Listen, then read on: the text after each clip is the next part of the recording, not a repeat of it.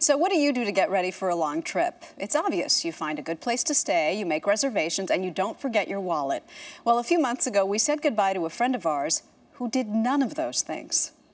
On July 26, former Big Brother and Amazing Race contestant Jeff Schroeder departed from the Early Show Plaza on a trip he hoped would take him around the world. An undertaking of this magnitude would be difficult under the most ideal of circumstances, but Jeff's journey was far from ordinary. He carried no money and was attempting to cross the globe for free. His success or failure depended entirely on the kindness of strangers he met along the way and an audience following him online. Traveling west from New York, Schroeder spent the next 106 days begging, borrowing, and dealing his way across 3 continents, 13 countries, 26,000 miles. Yesterday, Jeff arrived in New York City, exhausted but gratified at having successfully completed his remarkable journey. And Jeff Schroeder is here with us. Welcome back. It's nice to be back. So funny that Will Ferrell was on the show today, because you say that when times got really tough in your journey, what you did was put on some Will Ferrell. It was like meant to be. We'd watch like Step Brothers in Cambodia. We had our little netbooks and put on just Will Ferrell lines or download like funny clips of his and just to keep the spirits up, you know? It is so funny. It's weird how things work out. And you had moments when you really had to keep your spirits up. This was not an easy journey, but if you had to describe it overall in one word, what word would you choose? My favorite word of the trip is amazing. So I use it to describe everything. Amazing is the word. When you first headed out on this journey, were there times when you thought, I may not make it? There was never a time, you know, there were some trying times, but never at a point where I was going to give up or I was in danger of any sort. Of course, you know, you have your roller coaster, but, you know, without the bad, you can't get to the good. Exactly. You know, so. And there were so many good. Your mission yeah. was to see the world, and you got to go to the coolest places. If you had to pick a favorite, could you?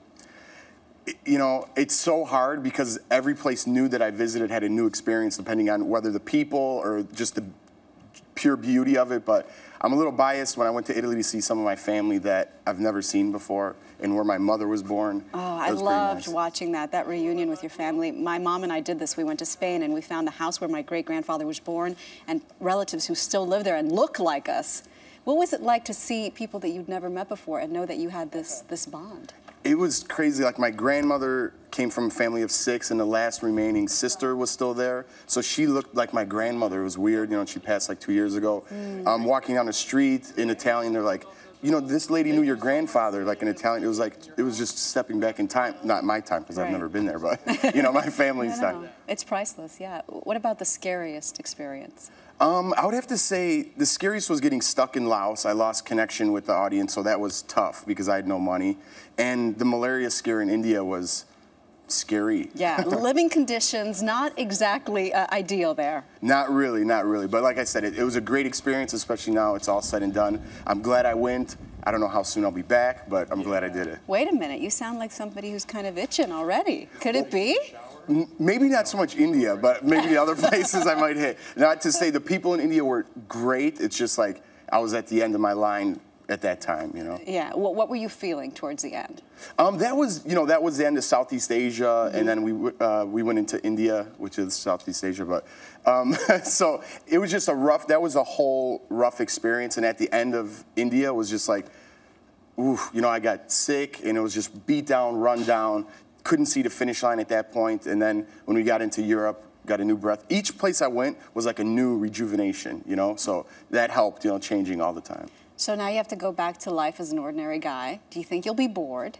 I think after a week, it's, you know, I can't wait to see my family, my friends back home, but after a week, I'm going to be bouncing off the walls and be like, time to move, you know, what are you time to go. What are you going to do with yourself? Well, wash my clothes for one. Okay, that's a good start. All right. Jeff Schroeder, can't wait to see what life has in store next. Me too, me too. Congrats. Thank you so much. Thank you, Jeff.